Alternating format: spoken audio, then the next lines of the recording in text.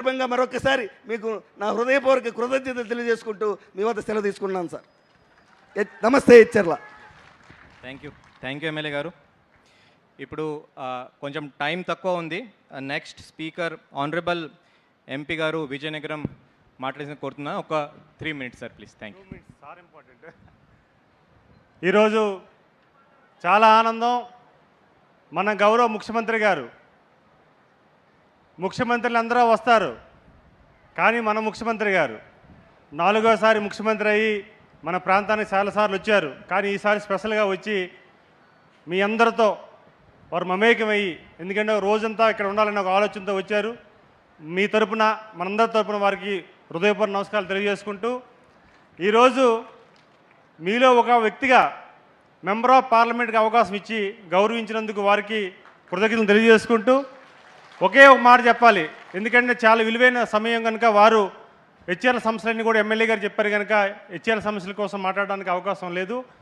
వారు గౌరవ ముఖ్యమంత్రి గారు మాట్లాడాల్సిన టైం కూడా అయిపోతుంది కనుక వారు మాట్లాడాలి. అయితే ఒక ముఖ్యమంత్రి స్థాయి వ్యక్తి, ఒక పార్లమెంట్లో నేను మన రామ్మోహన్ రెడ్డి గారు కేంద్ర మంత్రి వర్యులు మిగతా ఎంపీలు చూస్తున్న సందర్భాలు, మేము ఆశ్చర్యమైపోయిన సందర్భాలు చాలా ఉన్నాయి.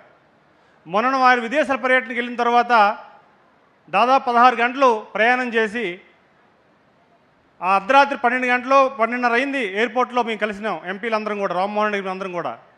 మేము ఏమనుకున్నామంటే ఒక నమస్కారం పెట్టి వెళ్ళిపోతారేమో ముందుకు అనుకున్నాం.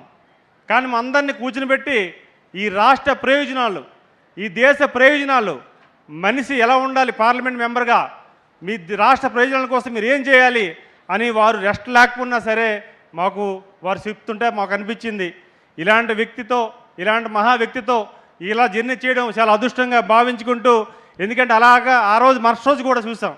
సరే మేము రాత్రి 2 అయింది, వారు రెస్ట్ తీసుకున్నారు, మేము కూడా మా ఇళ్ళకి వెళ్ళి రెస్ట్ తీసుకున్నాం.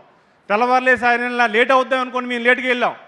మేము లేచేటప్పటిగా వారు కూడా లేచి మాకన్నా ముందే వారు లేచి అధికారులతో మాట్లాడి రెడీ అయ్యి ప్రతి వ్యక్తి దగ్గర కూడా, ఎందుకంటే భారతదేశంలోనే చాలా తక్కువ మంది ముఖ్యమంత్రుల్లో మన ముఖ్యమంత్రి గారు చాలా సీనియర్గా ఉండి అనుభవైన వ్యక్తి, వారు ఫైళ్ళు పట్టుకొని అధికారుల దగ్గరికి వెళ్ళి కేంద్రం అందరూ చూస్తుంటే మన రాష్ట్ర ప్రజల పట్ల, మన తెలుగువారి పట్ల ఎంత అంకిత భావంతో వారు పనిచేస్తున్నారో ప్రత్యక్షంగా చూసే అదృష్టం వారు కల్పించినందుకు ఒకసారి ధన్యవాదాలు తెలియజేసుకుంటూ, సమయం కూడా అయింది, ఈ కార్యక్రమాన్ని కళ్ళగానే కొనసాగాల్సిందిగా కోరుకుంటూ థ్యాంక్ యూ.